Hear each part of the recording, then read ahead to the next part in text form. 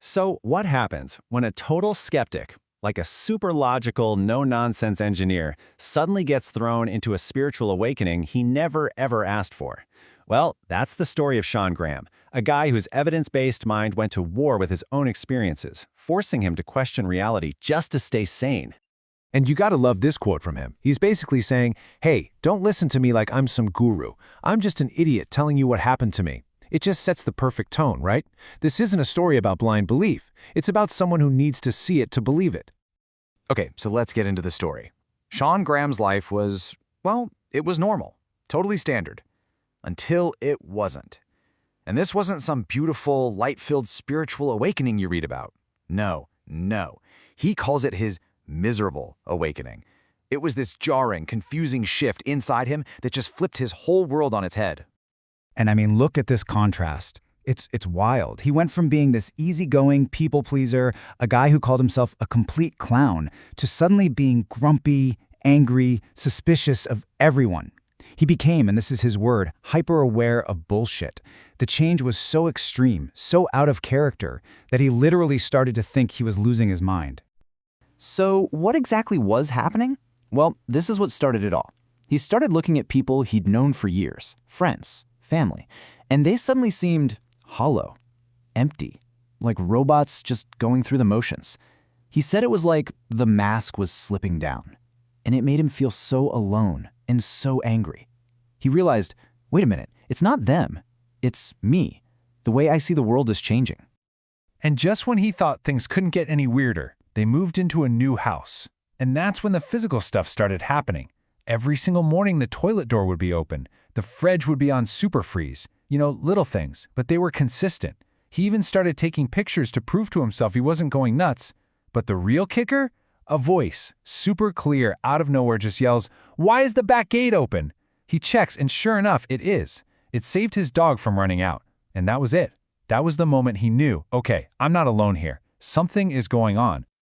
So, naturally, he needed answers, right? He did what anyone would do and started looking for experts. He dived into the spiritual world. But what he found, well, it wasn't clarity. It was just more frustration. He quickly came to the conclusion that a whole lot of it was, to use his favorite word, bullshit. So you have this skeptical engineer, right? He's going to psychics, to mediums, looking for some kind of real information. Something solid. What's the message here? Is there a warning? Instead, what did he get? Just a ton of fear. And this pretty much sums up what he was hearing. It wasn't real answers. It was just this laundry list of scary things he had to do. You gotta burn sage to get rid of the evil spirits. You need to say protection prayers. Watch out for dark entities. I mean, come on. For a guy like him, this was just adding fuel to the fire. It made him even more skeptical and honestly, pretty ticked off. And this quote, this is pure Sean Graham. It perfectly captures his mindset. So sage is gonna save me from the devil? What the fuck is that gonna do? You can just feel the frustration. To his engineer brain, the idea that burning some leaves could fend off a powerful evil entity, it was just completely illogical. It made him doubt everything he was being told. So he's at his breaking point. He's thinking, okay, either I'm completely insane or this entire spiritual world is a scam. He's ready to just walk away from the whole thing. And then, one single event changes everything. And it wasn't some dramatic psychic reading or a cleansing ritual. Nope, it was an online workshop he kind of stumbled into by accident.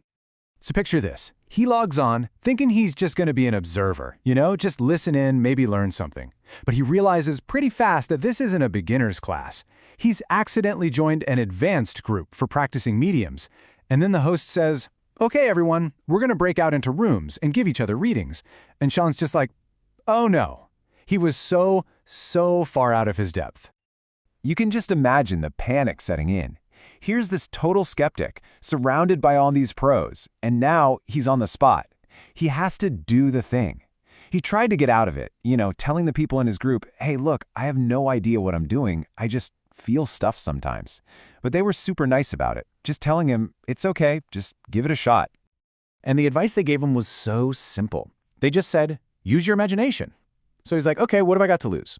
He closes his eyes and just starts talking, describing these totally random images that are popping into his head about the other woman's dad who had passed away.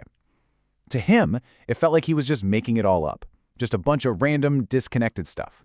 And then, this is the moment, the punchline. The woman on the other end starts confirming everything, every single detail. Her dad was a chemist, way overqualified for the shop he worked in. He did drive an old, beat-up, sandy-colored truck. He loved fishing, and that golden retriever, that was their family dog, a golden lab, who had just passed away the week before. In that one moment, everything he thought was just his imagination became undeniably, shockingly real. Okay, so that workshop experience, it was a total game changer. It gave him a whole new way of looking at this stuff. He realized the answer wasn't in complicated rituals or memorizing prayers.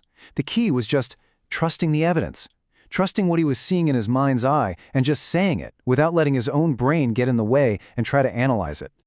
And there's this other story that is just wow. His own kids, who haven't been taught to be afraid of this stuff, are just playing a game. They use a candle and an alphabet sheet, and they get these words flight, Japan, and the name Donald Edwin. Then the candle spells out BLOW. So they Google it, and it's real. Donald Edwin Blow was an RAF serviceman from their area, reported missing in Japan in 1942. It just proved his new theory. This stuff is natural. The fear is what we learn from other people. And all of this boils down to his core principle, which he calls say what you see. It's super simple. Your job is just to be a messenger. You don't interpret it. You don't try to figure out what it means. You don't add your own 2 cents. You just report the raw data, the images, the words, the smells, exactly as they come to you. It's all about taking your ego out of the equation and just trusting the evidence. So in the end, this whole crazy, miserable, confusing journey actually led him somewhere really positive. He ended up with a much more down-to-earth, peaceful way of understanding spirituality, and he really believes it's all tied directly into our own mental health. And this really is the big takeaway from his entire story. After all that searching, all the fear-based advice, and finally getting his own proof, his conclusion was this. The biggest problem in the spiritual world isn't some evil spirit hiding in the shadows. Nope, it's the fear and the BS that we humans spread. That's what does the real damage. It creates all this anxiety and paranoia, when really, this should all be about connection. Which leaves us with a pretty cool question to think about, right? Sean's breakthrough, the moment that changed everything for him, was when he stopped trying to be a psychic and just trusted his imagination. It really makes you wonder, doesn't it? What if that little voice, that creative spark that we're all told is just make-believe, what if that's actually the most honest and direct voice we have?